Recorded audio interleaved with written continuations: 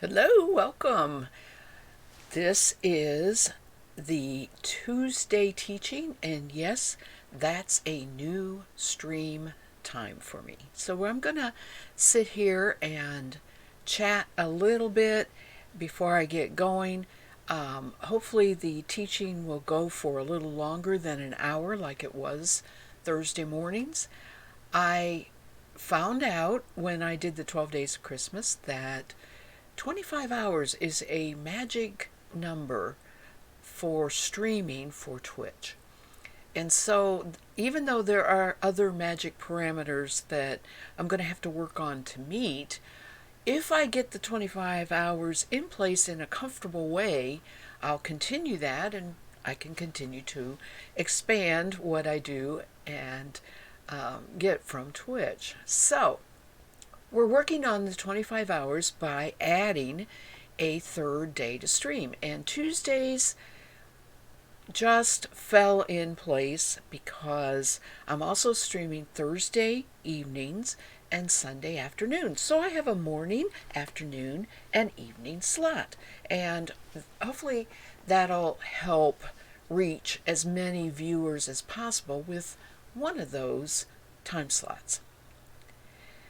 I have no music on today, and I am going to go and hit my record button because I am running my podcast software in the background. This is that records the audio only. This is something that I think is going to help me get a podcast out and actually will kill two birds with one stone. I tried it and I liked the way it sounded, and I do still have to edit it, but it's going to help me. And what I'm going to do is only do the teaching ones, the teaching Tuesdays, if I feel like it's a topic that I haven't addressed in the 13 years of podcasting. I am going to make a podcast while I'm teaching. The second reason I don't have music is because the Tuesday ones I will always put up as accessible on YouTube. They are good sources of information for spinners, and for that reason, I want it to be something that can stick around on YouTube for a long time. Music is an issue with YouTube, and I don't want any issues. So I want that video to be available for viewing for a long time.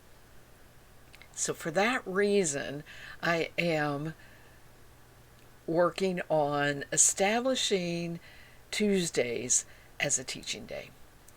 Now, when I go to my main screen, you will see my banner that shows that what we're going to be talking about, but I'm going to give you a little bit of background here first. And what I just put up there is a link to the Textile Wool Yarn Project. And the Textile Wool Yarn Project is the brainchild of Keenan, Kenan, and I apologize if I'm not saying his name right, for raising textile sheep in Puerto Rico and creating the industry around those sheep. Now, I imagine, even though it isn't really specifically addressed in any place, that there is the meat industry also. But Puerto Rico really doesn't have much of a wool industry. I was in contact with a lady in Puerto Rico who has occasionally been a viewer here on the streams, and she was telling me that she spins, but she mostly spins cotton, which is, a very tropical, available fiber, and that wool was just almost unknown to her to spin. And she connected with this wool yarn project and got some wool from them. And in the process of talking to her, Keenan also offered to send me some of the textile wool. And that's what we're going to be working with today. Now, I did a stream quite a while ago on another textile. I keep saying textile, don't I? Another texel sample. And the texel that I had then was called a blue texel, so because it was a grayish color and the sheep was dark. And this particular sample was white. And so there was the chance to feel the difference. There was a chance to work with a different type of source for the fiber and to work with the textile one more time. Let's see, what else did I want to tell you ahead of time? Anyway, so, over this all happened in September, and the year rolled on, the holidays came by. I was really focused on finishing up the 52 weeks of sheep breeds studies, and for that reason, I set the textile aside until I started planning what I wanted to talk about on the teaching days, and I thought, well, let's get that textile out and wash it, and I can do a breed study with it. That's how I started thinking about it. But the more I got into working with this fiber sample, a different direction developed. Part of it was basically how I wanted to wash it and process it, and more so than the actual, this is what the yarns feel like. Okay, we'll get to the yarns eventually, but right now we're going to be talking about some of the problems, and unfortunately I'm not picking on this particular fiber sample. All sheep breeds have these problems. So it's a good discussion using this sample for the problems and how to solve them. And also to show some of the strengths and really good things about this particular fiber. One in particular is the lock and how well formed it is, and therefore well suited for spinning in the lock. Anyway, I'm getting ahead of myself, and I have absolutely no idea how I can keep myself on track. I get so sidetracked when I talk about something and teach, but that's okay, because a lot of times that leads into another thought that I really meant to tell you. So let's flip over here to where I have the sample. And believe it or not, this is not washed and washed. These are both unwashed. And that shows the very, very first thing I want to talk about in a fleece's fiber, in a fleece itself, the whole fleece. You're going to have different things that you have to do with the fleece based on where it's located on the fleece, based on how dirty it is, and based on whether there's a lot of vegetable matter and that sort of thing. So the fleece that you get always has to be spread out and sorted out. Now, if you buy a portion of a fleece, more than likely this is going to be done for you. You're not going to have to do this. But if you buy, the entire fleece, which so often I do, then you're going to get these problem areas, and you're going to have to decide just how much you want to do with it. Some people won't bother, but I am not that way. I find uses, and let me tell you that ultimately the final solution to a problem fleece, as far as dirt and discoloration, mainly discoloration, is dyeing the wool. And that's perfectly acceptable. We don't want to have to spin everything in its natural color. We want to be able to have color in our knitting and projects, right? And so always keep in the back of your mind that you don't like the way the fleece looks right now. You can fix that a lot of times by putting it in the dye pot. So there's always a wide range. Now, I did not get a whole fleece. I got a whopping stuff-full priority box, and so I had quite a bit to work with. And I have washed some of it, and I have left some of it unwashed. And we're going to talk about each part of that. But to get to that point, I had to take what he sent me and spread it all out and divide it. And I basically divided it into two areas, okay, and one area I redivided a little bit. So the two areas are based entirely on how dirty it was, and also whether it was nice, intact locks. And I lucked out in his selection because so many of these nice, intact locks that are just going to be wonderful to spin from, and this is in the grease, all right, this is not washed at all, was very clean. It's very, very clean. I could probably spin from this directly, but I have another plan for it. But when you spin in the grease, one of the biggest things you want is not a lot of lanolin. The second thing is, of course, not a lot of dirt. And in this particular case, the lanolin is just a little bit higher than I think I want to spin. So I think that the next step is just to try and take some of the lanolin out, and in the process some of the dirt will come out, but keep the locks intact. So when I was separating the sample that he sent me, I had these locks separated out. I had these very dirty areas separated out.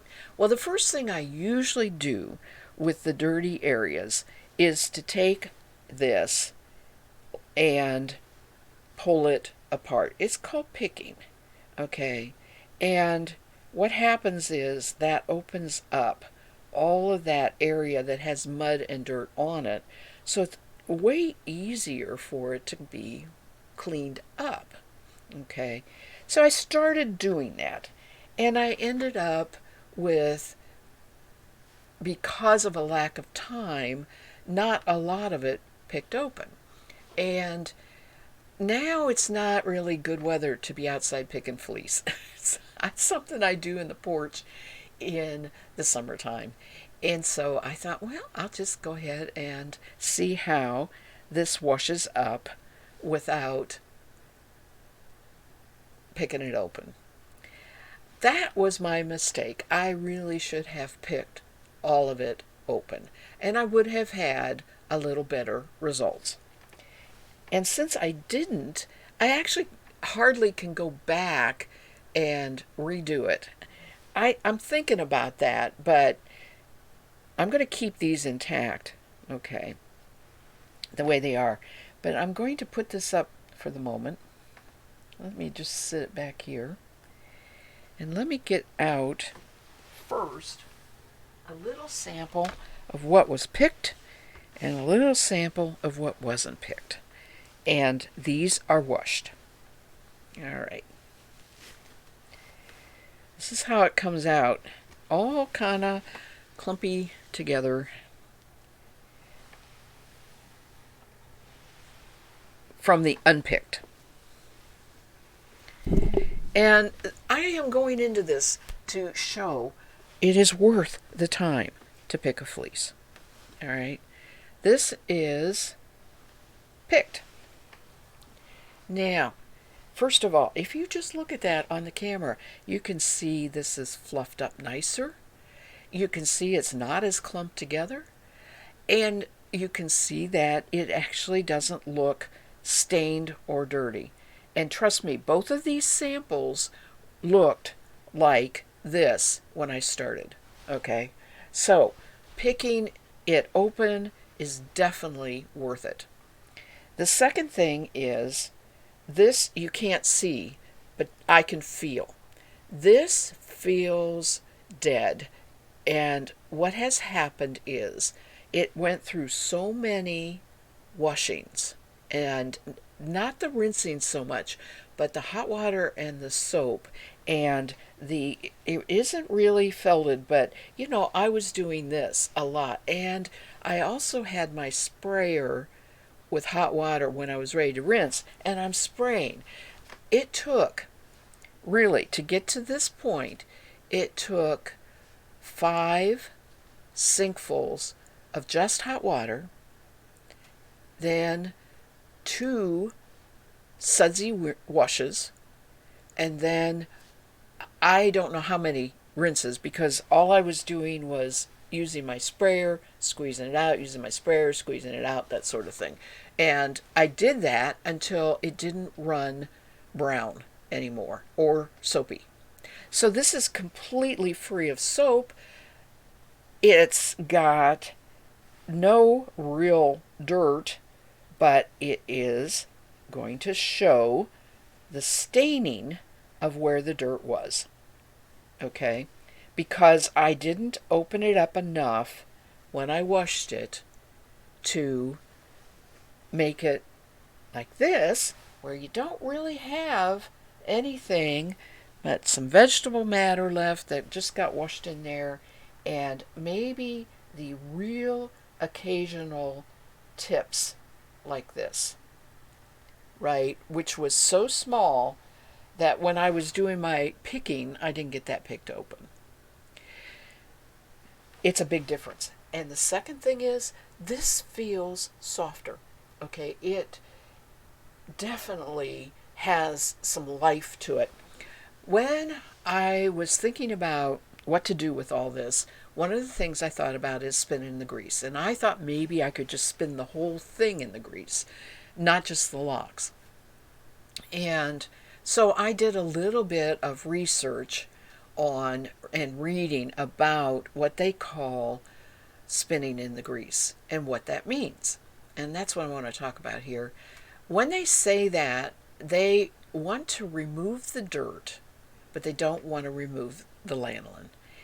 You can remove some lanolin and get it to a level where it's about like this. It's got some feel to it. It's got bounce. It's not as lifeless as this is.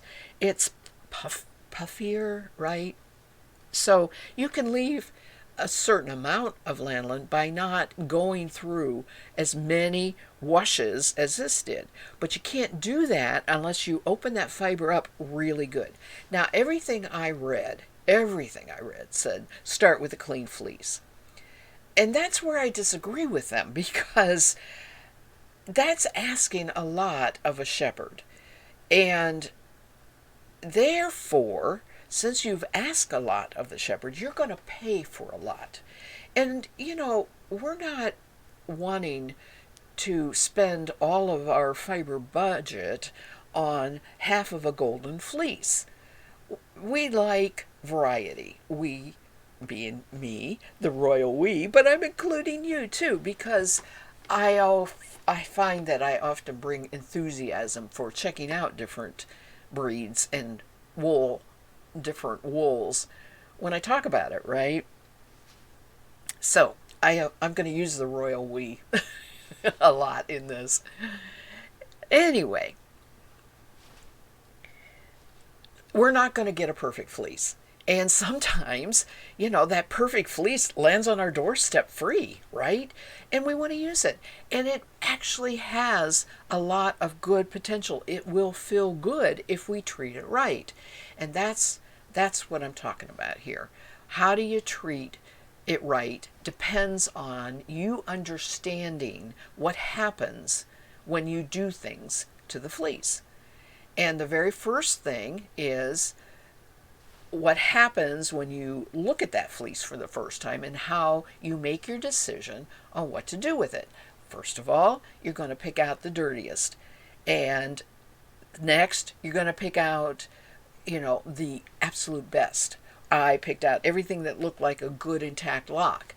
And then after that, everything else that's left, you're going to pick open and wash it as picked open and not try to keep the locks intact. If you find that there's not many locks while you're doing this, then just pick everything open and plan on either carding or combing your fiber. If you find you have almost all really dirty, then you're going to have to pick that also. You have a choice with the really dirty. If it's not much and you have an awful lot of fleece, you can discard it. You can put it on your garden as mulch. It doesn't need to go into your yarn. But if you have a whole bunch of it, then pick it open before you wash it. And learn from me, who did this for you. I didn't pick it open so that you could learn from me.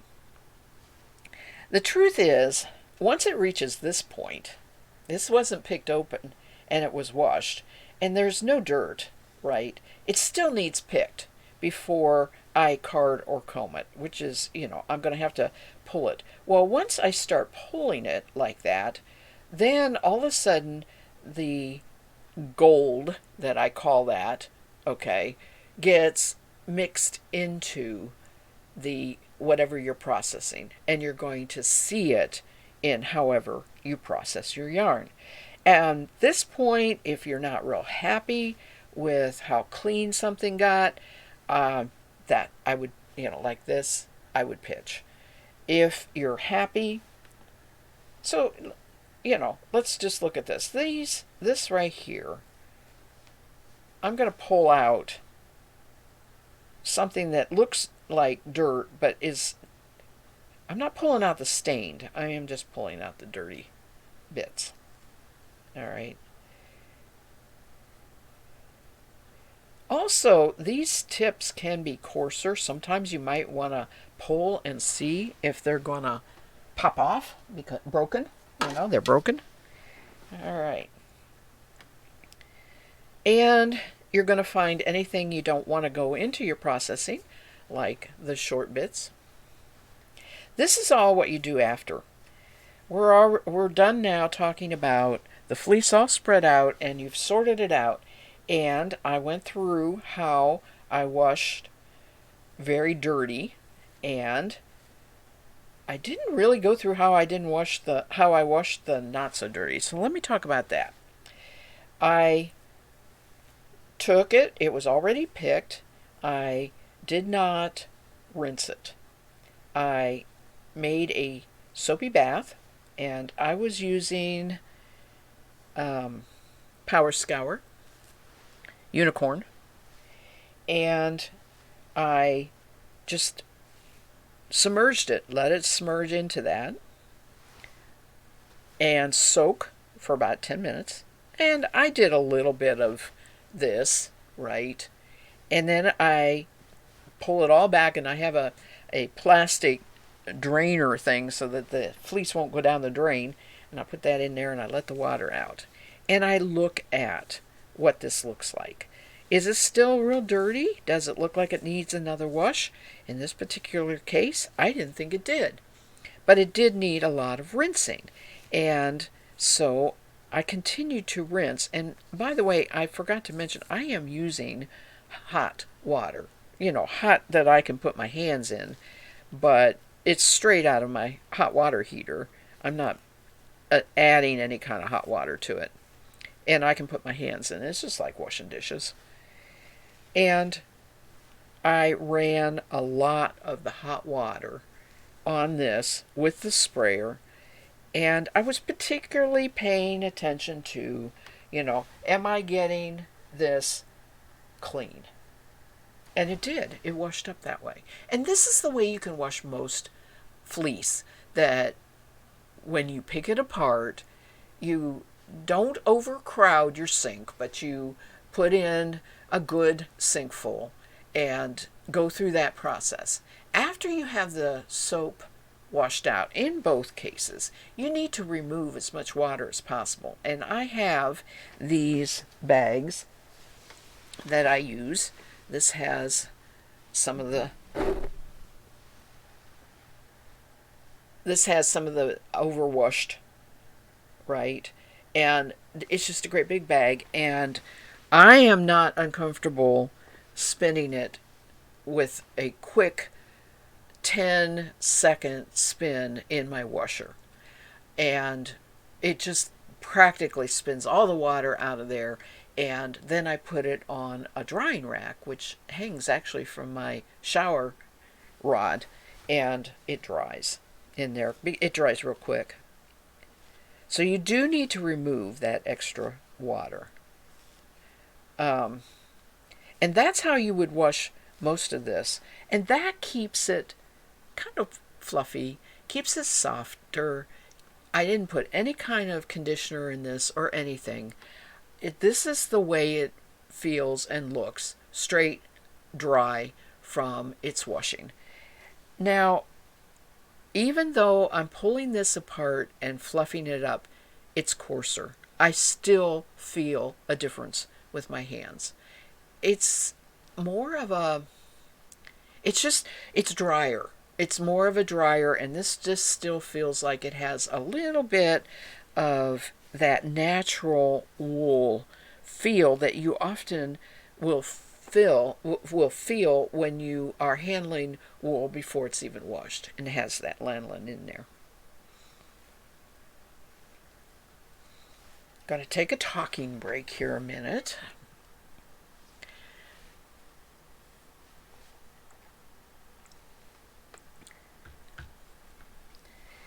So as I've been talking, excuse me, there is a little bit of dust coming off of there.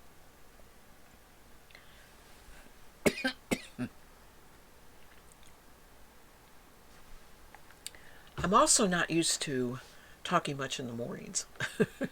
This is early for me. Okay.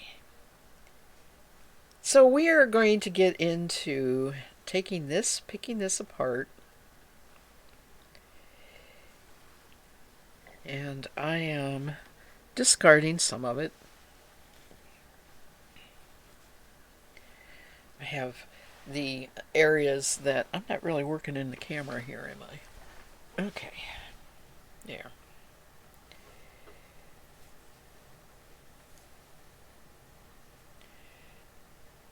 These are intact locks, but as you can see, they're thin. They're mostly discolored, and they weren't good candidates for spinning the lock. They're too thin and little. They're pretty good candidates for carding or combing.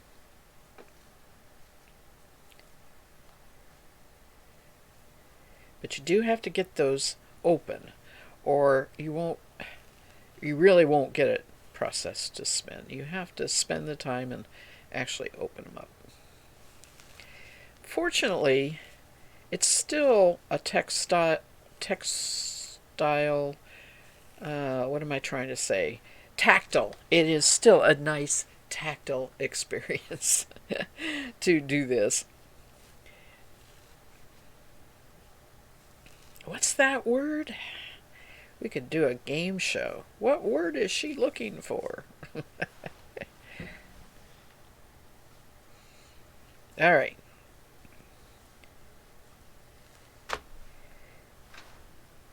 One of the problems is I really can't hold the whole clump and do this. I need to work with littler bits. This is working better. So, I'm going to get this picked apart.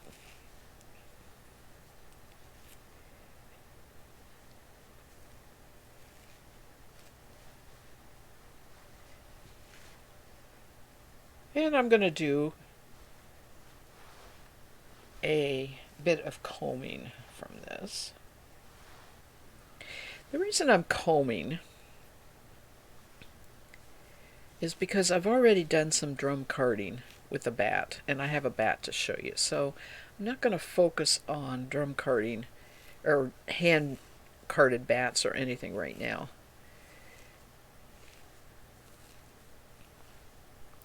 I don't know if I actually will get to spinning today, but I might.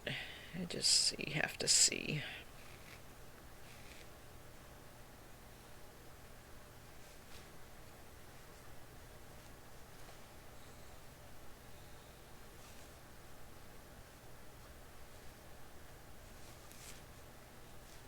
I just pulled out what was pretty much a lot of real shortcuts like that right there. And that'll happen. That's a sharing thing. You will find that in any fleece.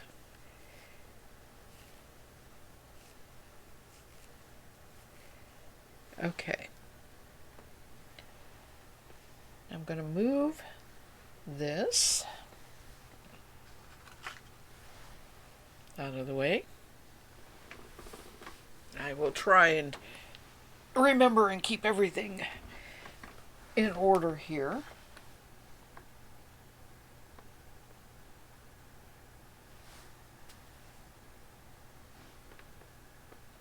Now the real question is, I know combing will make a nice top. The real question is that really what I want from fiber that I got too dry when I washed it?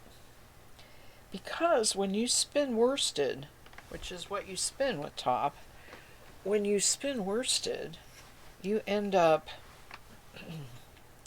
really compacting that fiber. There's no air in it, right? Woolen is that nice, airy, lofty yarn. And this may not be what I want. The second thing is, when you comb, you tend to put a lot of static in it. And this is going to be even more prone to static because it's over dry.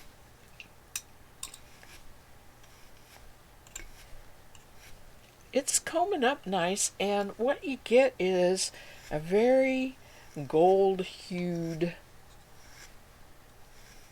natural color, which, you know, you may like in the yarn or you may not, and you can dye.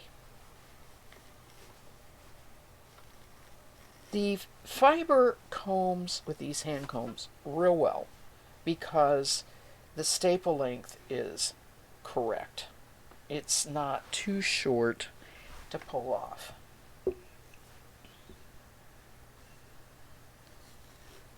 And as you can see, I hope, it has blended all that color, that staining, into just a nice off-white color. So that may be an acceptable yarn if that's the color you want.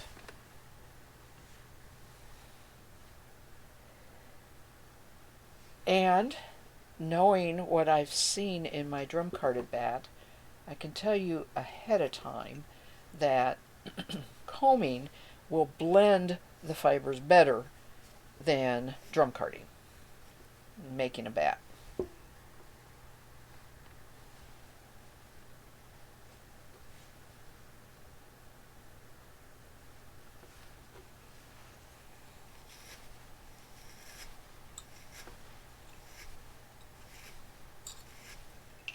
Of course, I'm just going to have little bits of fiber to spin, which is why I may not spin right now on this stream. I know, actually, I should have put or mentioned that this is probably part 1. I know this is part 1. That next Tuesday will be part 2. So, because of what I need to do yet. And so this is part 1. Textile part 1.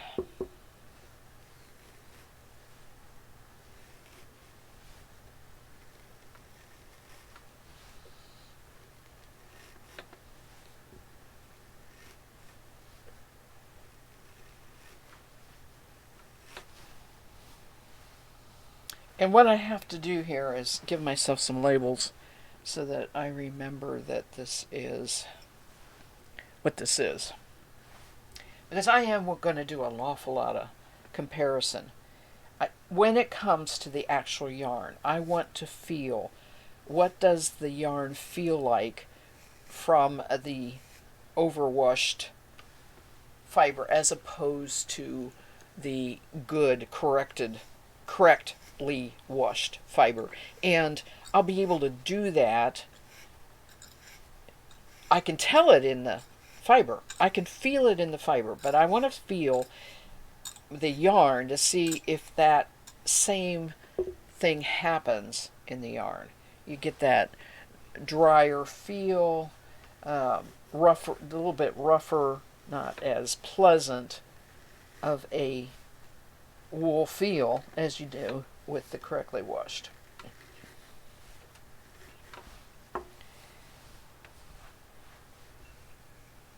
Now I have lots more of this. Let me write my. I need to start making some notes here. I have more of this overwashed. Unfortunately, that was a larger part. But I don't necessarily need to do anything with that right now.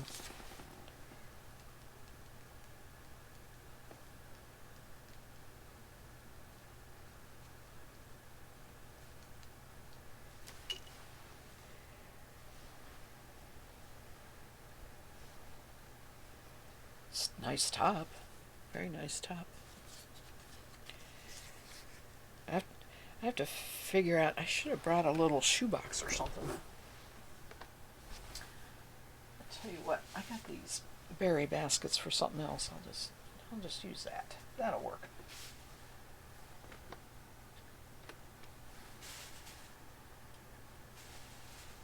Okay. The next thing, while I have these, I said, let me get the bat. Alright, so I told you that I did a drum carded bat.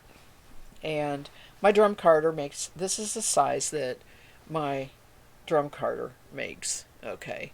You can see I got some thinner areas. It didn't distribute. And I may even go ahead and recard this one more time and see if I can, if that makes a difference. This is the back side. This is the side I want to show you.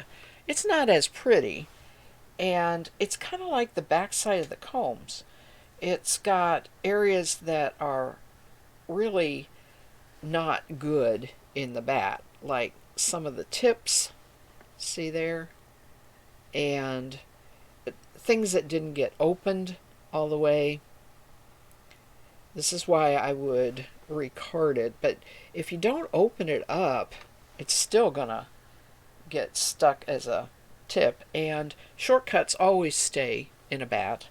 So a lot of times they're on the back though, which is kind of handy because you can turn it over and start pulling it. Now, here's something I didn't notice, and that could be from my carder, but I have some Kemp. I have some very dark Kemp in here, and I did not see that in the fleece, so I believe that might have been picked up by my carder. It was just stuck in there. So that's not too bad, and I will go ahead, but really what I want to show you is look at the difference in how it blends the color when you make top as opposed to the very unblended look when you do carding. And that particularly the bigger the bat, the less blending you're going to get without doing multiple carding. So I can control that. I can decide that I want somewhat of a tweedy look and leave the bat like this, right? And spin it with the different colors coming off however they come off. Or I can card it again and get it a little more blended. Not quite as well as top, but still it'll be closer looking to the top in the mixture, the homogenation of the yellow, gold, and the white. So I'm not going to spin any of this either right now. I think part 2 is going to be mostly spinning all this, but I wanted you to see the bat. And when I did this bat, I ended up with what I call carding waste. Carding waste is left on the carder drum, particularly the small drum, and I was going to see I would not put this into a bat, but I was going to see what happens if I combed it. So I'm going to do that right now. And already you can see there's more homogenation of the color. I don't know actually if this will work. It may be too short. The reason it's short is because it comes off the small drum, which does catch the shorter stuff. The longer stuff catches onto the bigger drum when you're drum carding and gets into the bat, right? So this may not have anything worth pulling off, but I thought I'd check it. And you can already see that that color is just all homogenized in there. Let's see how this pulls off. Pulls off fine. Pulls off great. Actually pulls off easier than the other. And the reason is because there's not all that tips on the back here that you're pulling against, right? It's more open. So it pulls off really nice. So another option is drum card a bat and then combing, right? Let me do this other one. It looks like I got 2 or 3 here.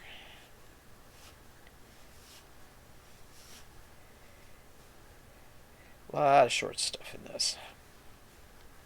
Don't really want in there.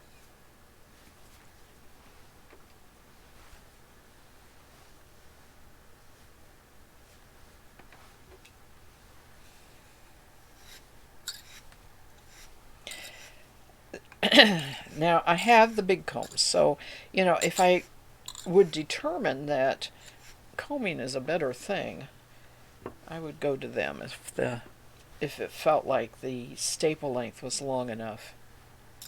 And I think it would work alright with this. And that helps you get a lot done. Just like a drum carded bat gets a lot done for you instead of your hand card bat, right? It handles and processes more fiber at once, which is a good thing when you're trying to get a whole fleece done.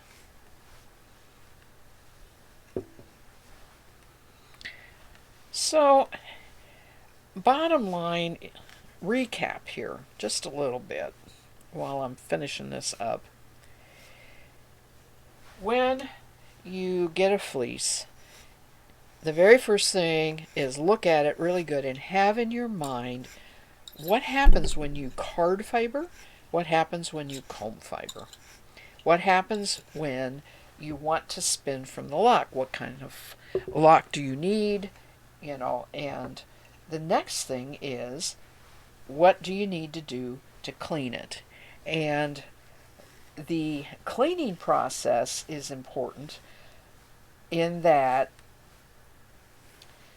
you want some life left in your clean fiber. You don't want it washed to death.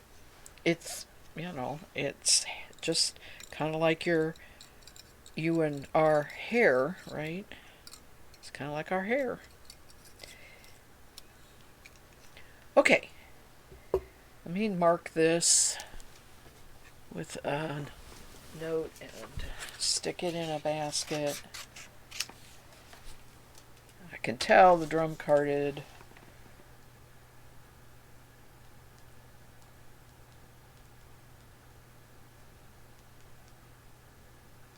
Drum card waist.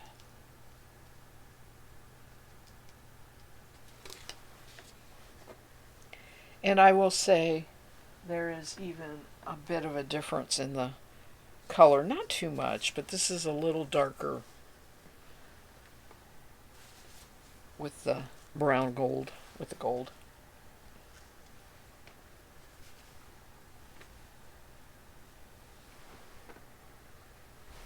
Alright. I lost a lock down here. Swept it off the thing.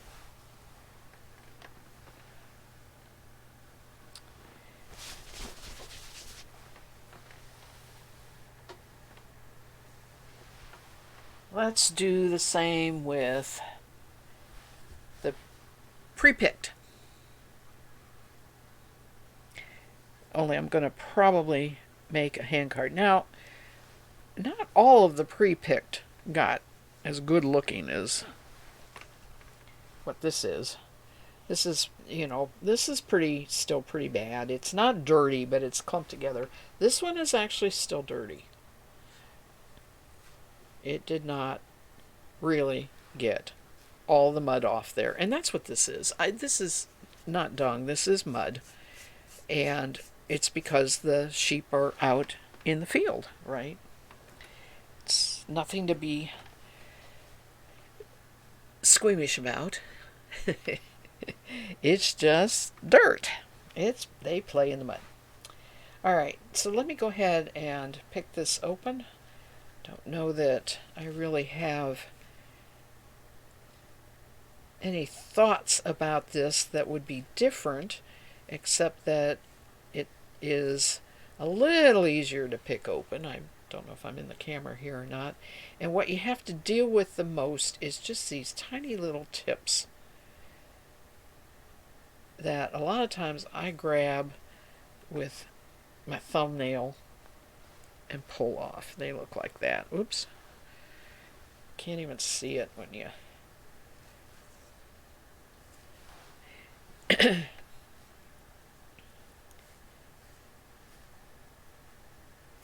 And I am going to do a hand bat with this and comb some of this.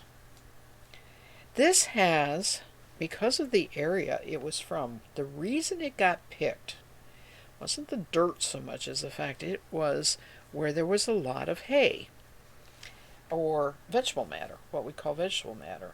And it really is. It really has a lot. And drum carding this is not going to be a good idea. When you have a lot of vegetable matter in it, and I'm talking about, like, right there is little sticks and stuff, right? That's going to stay in your bat if you're drum carding it, so you don't want to do that. So yes, when I'm picking, I'm trying to pull out as much of that vegetable matter as I can at the same time. It's picking it open. And it's a lot more tedious, actually, than the dirt, to be honest with you. I find vegetable matter a lot more tedious to deal with than dirt. But a sheep is a sheep. I mean, it's an animal and it lives outside. And like I said, if you're going to demand no vegetable matter in your fiber, you're going to ask the shepherd to keep them coated, which is expensive and a time-consuming process. And that, is not good use of the resources if we are going to try to increase the use of the meat breeds that have acceptable wool. We have to learn how to work with the fleece that is in meat raising conditions, which is pasturing, not necessarily covered barn. One of the things I thought about as I was thinking about what to talk about in this podcast, yes, I say podcast, but podcast and live stream, is the fact that we're very, very spoiled with our commercial fiber to spin right now. If you think about it, you get your lovely dyed braids, and of course there's just hardly ever any vegetable matter in it, and it's most certainly been washed and cleaned and it's dyed, and that's fine. There's no problem with that at all. But think about what happened to that wool to get to that point.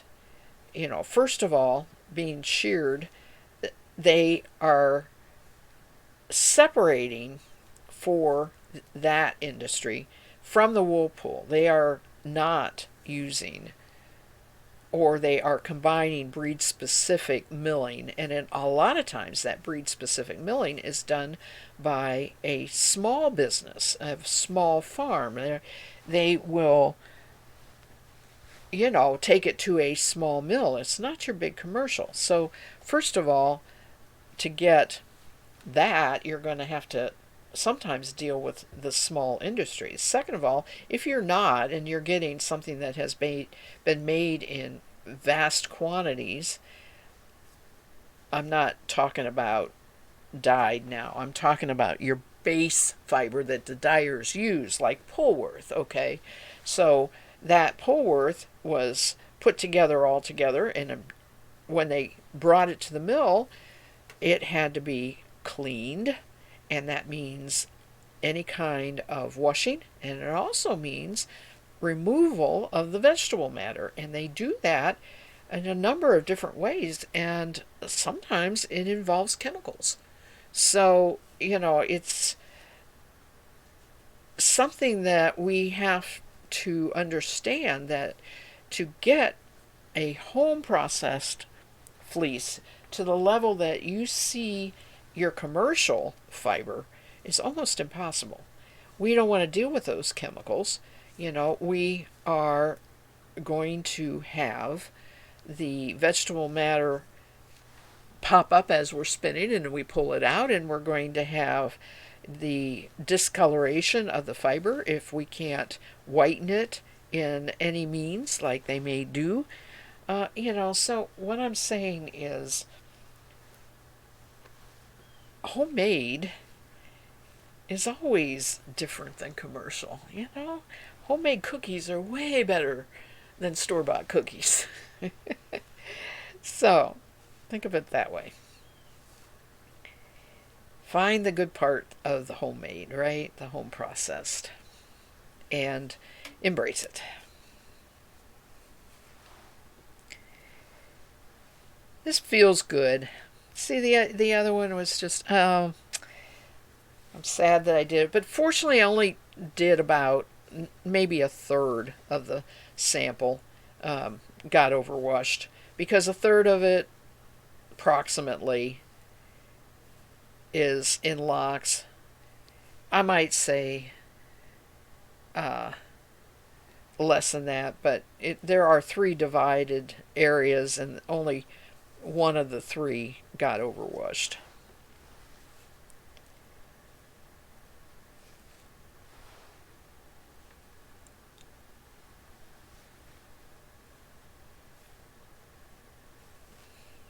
And if you're looking on my table, you can see all the stuff that's fallen out, but unfortunately, there's a lot that isn't falling out.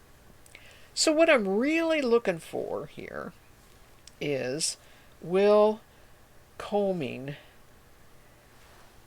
and then spinning worsted and compacting this fiber keep this same sort of feel? Or am I going to lose it because I chose the wrong way to spin something just because it has an awful lot of vegetable matter that I want to remove by combing? Does that make sense? Will my processing take me back to a lifeless yarn just like my washing did, on the other case? And this is, I know, a lot of people are like, who cares? you know? Well, okay, so maybe I am digging very deep into this because of the live stream and the podcasting and the teaching and everything. But, this is not something that people ordinarily do. You don't run into this kind of discussion.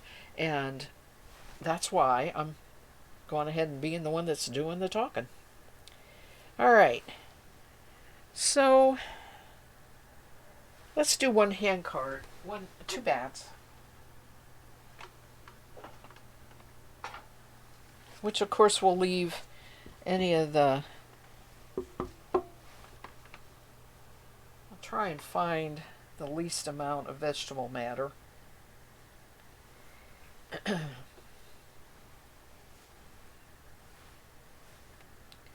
And it just drives you crazy to pick it out. It's endless. It really is endless. But I didn't need those tips either. I didn't see those. Okay. Those of you there in the podcast, you have heard the sound of my cards, hand cards, and I promise you I'll probably edit this out.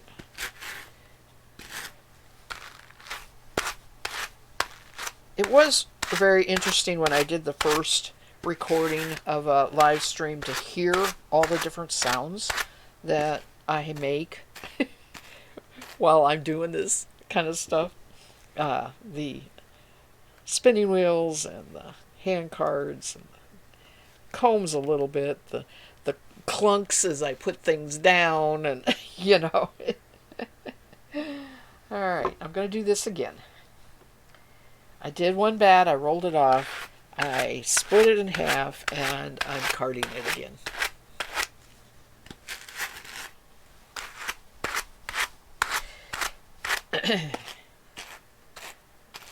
Now this is just a part of the picked open stuff, and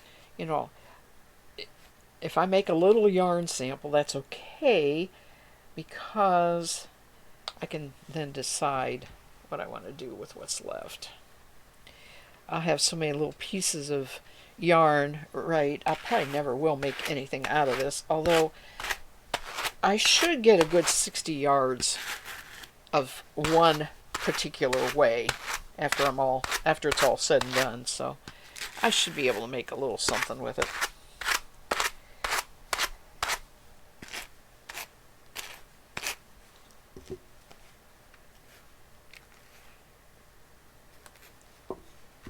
All right, card it again.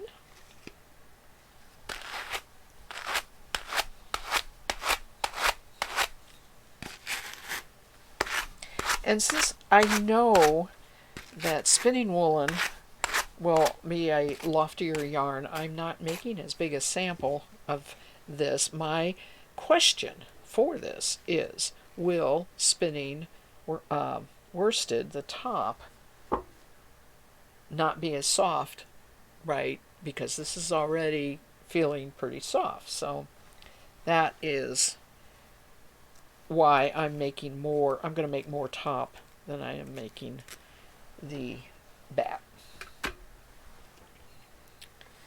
And I need to mark this.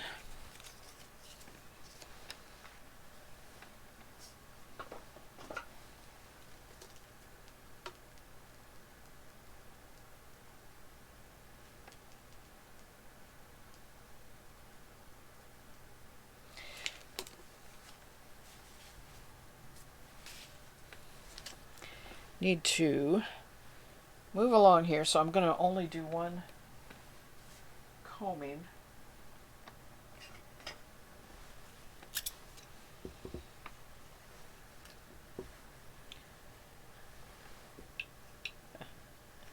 I think, anyway.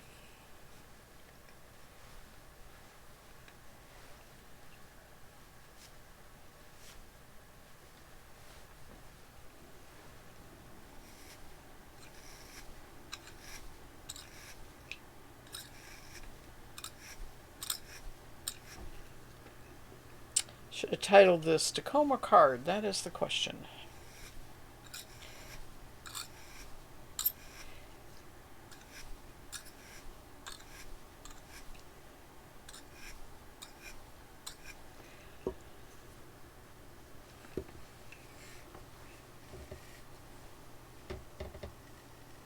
Pulls a little harder. Just like it did, even though it's more open ahead of time.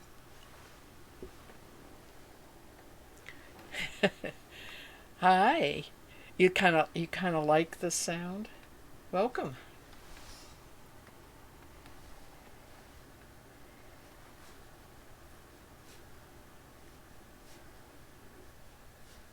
I appreciate your follow. I got a little notification that you followed Punk Pixie, so thank you.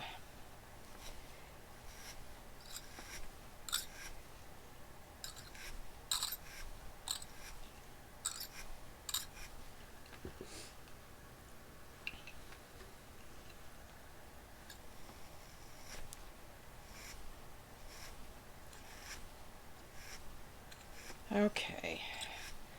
I overloaded the combs a little bit too much. Oops, I don't think I'm in the camera, am I? I always forget to check that. No, that's good.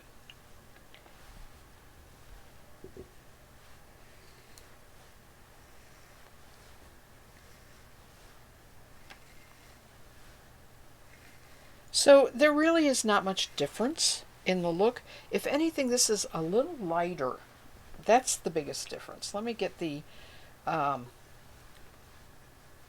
previous here and show you. Put some of this away.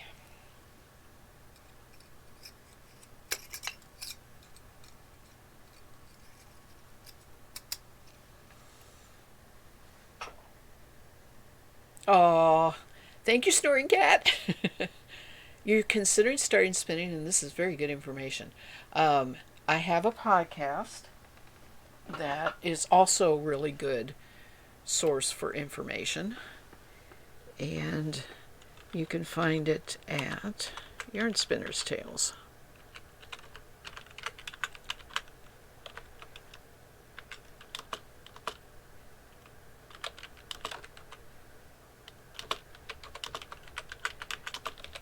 I have only been streaming for this year, but I have been podcasting for 13 years.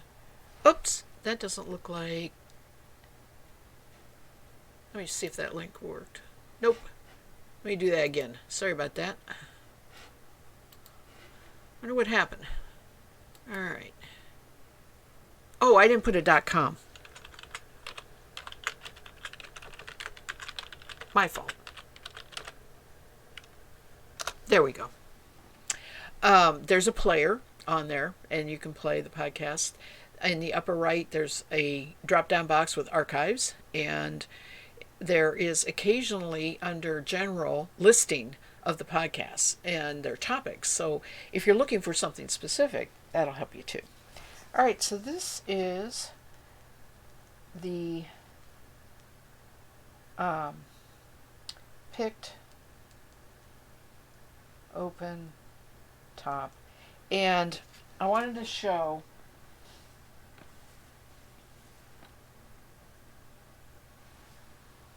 the difference in the colors. So this was the picked open before it was washed, and it did not get overwashed. This was overwashed, and there's this is just real yellow if you're seeing it in real life, and you can sort of see you get a real yellow cast to it, and that's just because this got washed better by being picked open. And so it does make a difference. It really does.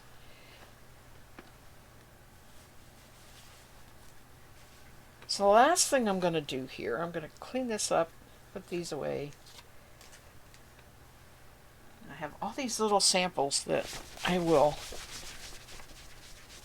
spin and do in part 2.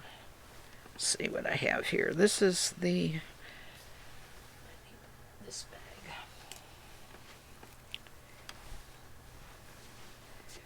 The last thing I'm going to do here is the locks. And I need to get everything kind of out of the way here. Also need a drink. Thirsty.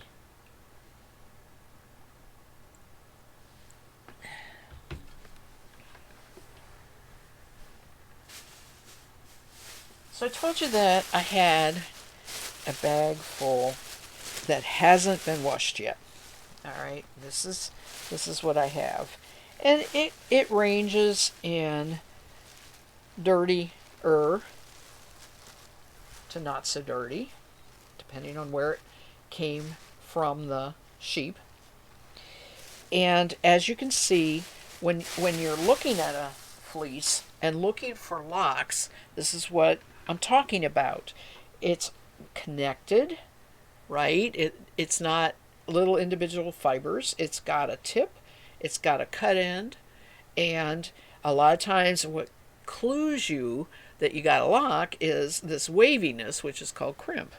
And so I went through picking out of the fiber that he sent me, and it's just in great big clumps like this. All right. But there are intact locks there all through these clumps. So what I want to do in order to lock spin, and it's already very sticky. I can feel the lanolin on there, so it's too high in lanolin to not wash. But I want to keep these locks all connected and not in the big clumps like you just saw with all the others that I was working with. I have to wash it a specific way in order to do that. So let's take first this really good clean bit. And this is how I set it up to wash it. I have nylon net. So this is nylon net, and I reuse this over and over. And there's two pieces that are, it's folded. I'm sorry. It's folded. So it's one great big huge piece, but it's folded. And the reason I'm doing that is because nylon net's kind of flimsy, and I want to make sure things stay in place. And as you can see, it's been folded over like this. I kind of worked where it was folded anyway, but I am going to lay these locks on this nylon net right here, and then on the one side, and then I'm going to flip the other over top of it, sew the edges, and kind of roll this up, and that's how it's going to get washed. Those locks won't wiggle around much in the water, no matter how much I submerge it and that sort of thing. And that's what I want. I want them to stay intact, what we call intact locks. And when you do that, you're going to pull a lock out and straighten it out, and you're going to take off anything that's kind of extraneous, that's not really part of the lock. And then you're just going to lay it down there. And I tend to lay my locks the same way, all the tips down to the one end. And the reason I do that is because when I'm washing and got it in the water, I can go like this, very gently, over the net, not on the lock, because the net will be over it, and that'll help clean those tips without too much of disturbing those tips, right? So I got most of the extraneous stuff off. And when you do this, you're going to find some that looks like it's just not worth. Maybe the lock isn't thick enough, maybe it's too dirty or whatever. And you can stick that into pick open and wash picked open, right?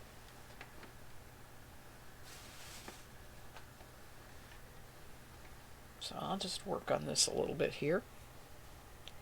I am pulling out what is the shortcuts. I don't need those in there.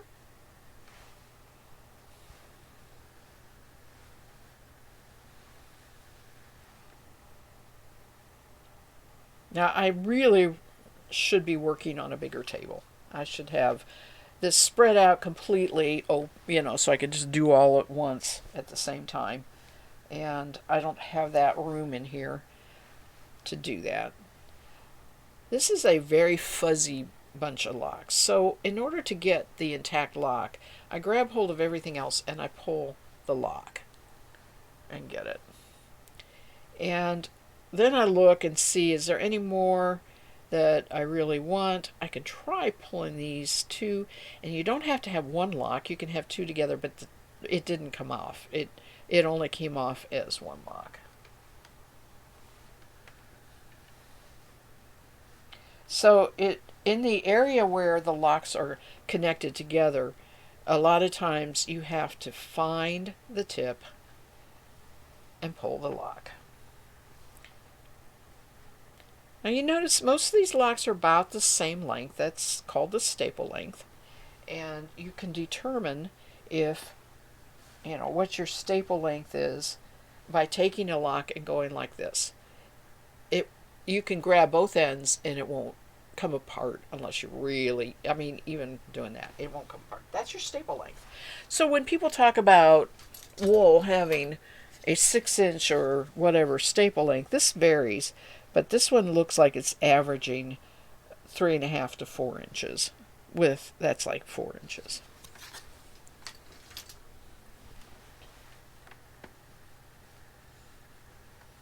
And if there's a bunch connected together like that, I don't bother taking them apart. Okay, now let me set these aside, flip this over, and start sewing. And I sew with yarn. I need my yarn needle.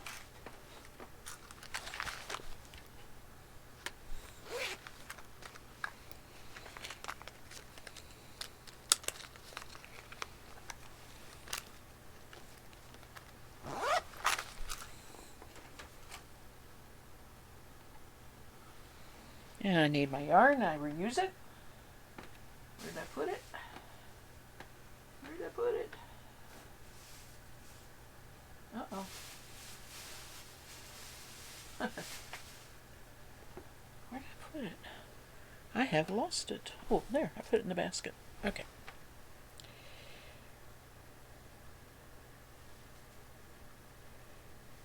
I can't find the end. There's the end. It doesn't matter if you have, stop and starts. It really doesn't matter.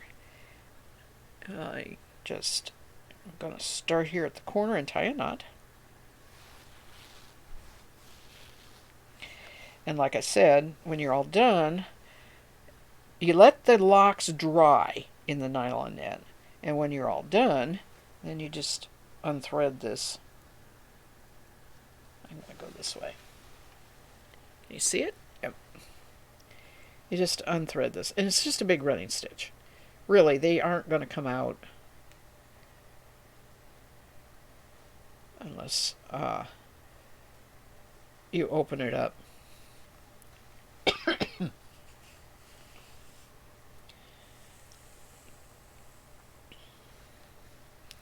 So just a big running stitch along the narrow side, turn the corner, go up along the top where it's actually been opened before,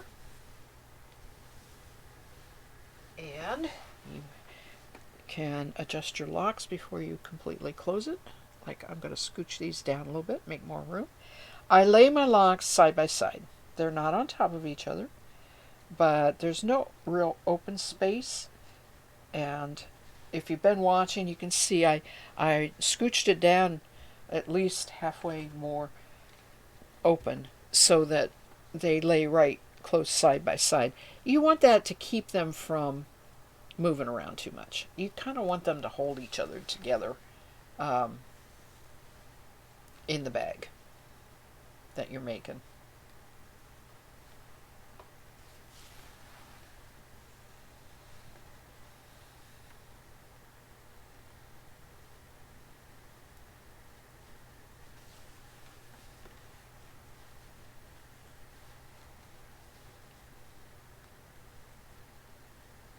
I'm just sewing, and I'm just going to go down to where the locks are, and then I can stick more locks in and continue and finish up this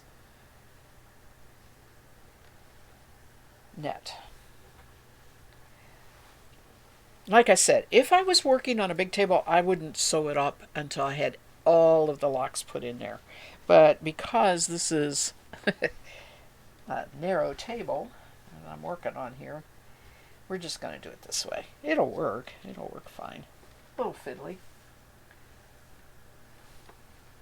Let's grab some more locks.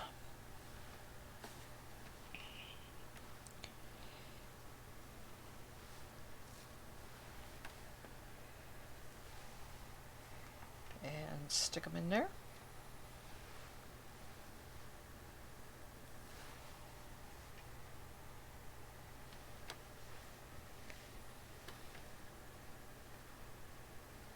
I love locks. I love spinning from locks. Believe me, it is like eating potato chips. You just don't want to stop. Just keep spinning lock after lock after lock. The beauty of spinning locks is they completely disappear. You're feeling like there's no waste at all. At the very end, sometimes you'll have the little bits of shortcuts or maybe something that you have to pull out, but you pull out vegetable matter along the way. But really, that is why I'm tending to pick the thicker, either locks that are connected together or, at least have a reasonable amount of fiber on it anyway. This one is just almost too thin. That instead, I would put that in the pick open but you can also get several locks and lay them side by side, and when you go to you wash them that way, but when you go to spin, you'll grab all three of those locks together.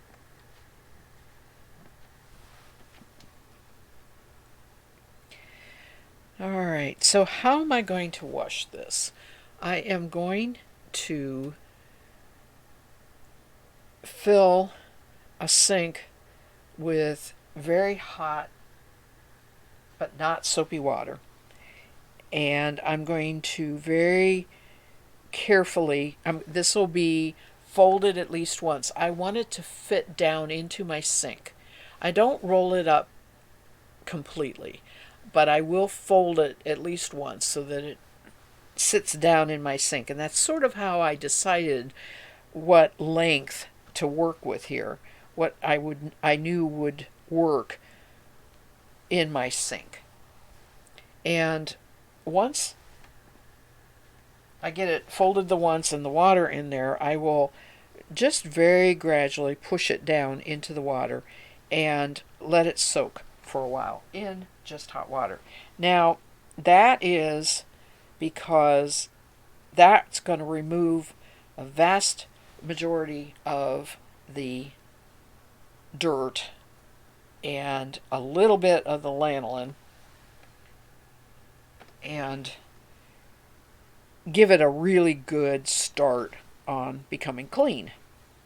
And then I'm going to probably do one very mild soap. Now, these are intact locks, but they're too short. The difference is they're like half the length of, they're barely 2 inches. And I don't put those in there either. You want the length, and you want the length more or less consistent. So unfortunately, I have a group of locks here that are all real short like that, and they're going into the pick apart and wash. And I'm about to the end here. I think I'm going to, what's left here, I've pulled out a number of almost all the locks that I could get out of this clump of fiber that have tips or intact. There's tips here, but they're all jumbled, and this is already almost all picked apart anyway, so, I am cherry picking the really good looking locks. Let's sew this up. I've just put the top on it, and I'm going to fold this a little bit just to keep it from the locks unarranging themselves. And make sure you get all thicknesses. There's 4 in my case here as you do your running stitch. If you don't have a completely usable, if you run out of length on your yarn, just tie a knot, cut another piece. I am using acrylic yarn, by the way, just white, standard, very inexpensive acrylic yarn. Don't want to use any colors that might bleed. And as you can see, I'm rolling this up just to keep it, because I don't want it draping over the edge of the table. And I also noticed that I'm barely getting the bottom here. I have to go down into the width some, so I'm getting the bottom. You don't want really any of the layers not hooked together. I didn't want to stay rolled.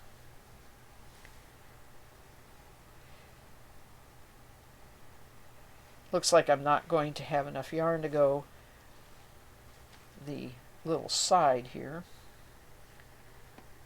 And I can put a few more locks in here. I'm almost to the end of the length. You don't even have to tie a knot. If you leave that enough of the yarn hanging off, it's not going to go anywhere. It's not going to unthread. And let me see if I can get a few more locks in here. So after I have it in the hot water, and then I said I will drain the water out, and I will get this out of the sink, set it over in the other sink, and I will fill the sink with hot, mild soap water. I probably will use, turns out, Unicorn Power is pretty mild. I actually used both when I was doing the washing of the picked open and the not picked open, and I used the Beyond Clean for the not picked open, and I used the Power Scour, which I don't think it really matters. The Beyond Clean is really more for getting odor off, right? I think their formulations are pretty much the same. But I was using the Unicorn Power when I was washing this. You can use anything except commercial dish soap is not a good idea. It's really got too many chemicals and will make the fiber fill dry. It's better to buy something that is set up for washing fleece, but as to what brand, does one brand do better than the other, I can't say that it does. I'd say as long as it's set up for washing fleece, you're going to be fine. Alright, I am done putting locks in here, and I am doing a stitch down the side, and I now have an envelope of locks, if you want to think of a packet of locks. And this is what I can store it this way until I'm ready to wash it. I will wash about 2 or 3 of these at a time. I only have so much nylon net, so I generally do them in batches. A lot of times I'm not doing all that many locks, and you'd be amazed. First of all, lock spinning, you spin every bit of the fiber, like I said. Second of all, you spin very, very thin. You can control the amount going into the drafting zone really easily with a lock, and keep that really thin. So you're going to get a lot of yardage. The thinner you spin, the more yardage you get. You're going to get more yardage out of spinning from the locks. And so it's, to recap and finish up, it really is advantageous to have a practice fleece experience. All of this that I just gave you in this stream comes from years and years and years of doing this, right? And that years and years gives me the ability to look at and feel a fleece and know how it's going to do and how to wash it and what different ways to wash it. But if you don't have that experience, then what you want to do is just get your hands in there and wash it. If you overwash it, it's not the end of the world, right? Especially if you do what I'm saying and get an inexpensive practice fleece. Maybe you'll find a farmer nearby that shares their sheep and you can get it. It's not unheard of. With fiber fairs, it's not unheard of at all. So, a practice fleece gives you the opportunity to actually have hands on what it's like to sort out, what it's like to find the locks, what it's like to know that you have some that's really dirty. And instead of just pitching that really dirty, start with that and put that in multiple hot waters first and get as much of that dirt over, and then start with a wash. And if the wash takes it off, one wash takes it off, you did good. It's a good fleece, and I didn't run into that. I had to wash multiple times and I got it drier. Well, if you get it too dry, what can you do with it? And that sort of thing. And if you don't like the color because it's stained or whatever, it can go in the dye pot. That's what I'm talking about when I say the experience of doing one where it just doesn't matter, you're just learning on the fleece, is very, very helpful. Punk Pixie, I don't know if you're still here. I just saw, is it on Spotify? No. The podcast is found on the website, on YouTube by looking for Yarn Spinner's Tales, not all one word, but Yarn Spinner's Tales podcast, and also on the Stitcher, not Spotify, but Stitcher. You can find it on Stitcher. It's got an app. It's not, unfortunately, available in the car anywhere. That technology happened way after I was doing all this. But you can find it from those three areas. So thank you for sticking with me. Not being a spinner. I hope it wasn't too boring, but thank you, everybody who is listening to this as a podcast. And I will be back next Tuesday to go ahead and I'll have this washed, all of the locks that I want. I'll have everything all processed and a little bit of the sampling done. So the yarns will be done. And then we'll talk about what I did and how to spin, and probably I will be spinning the locks because that's my favorite thing to do. I want to spin locks. Okay, thank you, Punk Pixie. I thank you. I don't want to call you Pumpkin. Sorry. Normally, I'm going to try for 2 hours. But this just is a really good stopping point, unless I would sit here and make another thing of the nylon net. But I think I'm just going to go ahead and stop this so that it is a good thing to upload to YouTube, which is what I said. Alrighty. We're going to call it a day. You all have a good week. I will stream Thursday evening. I am on Eastern Standard Time. It is currently 12:30 my time. So you can judge on your time based on that. Thursday will be 7 to 9 in the evening. So it's a late night one. You have a good day too. Bye, everybody.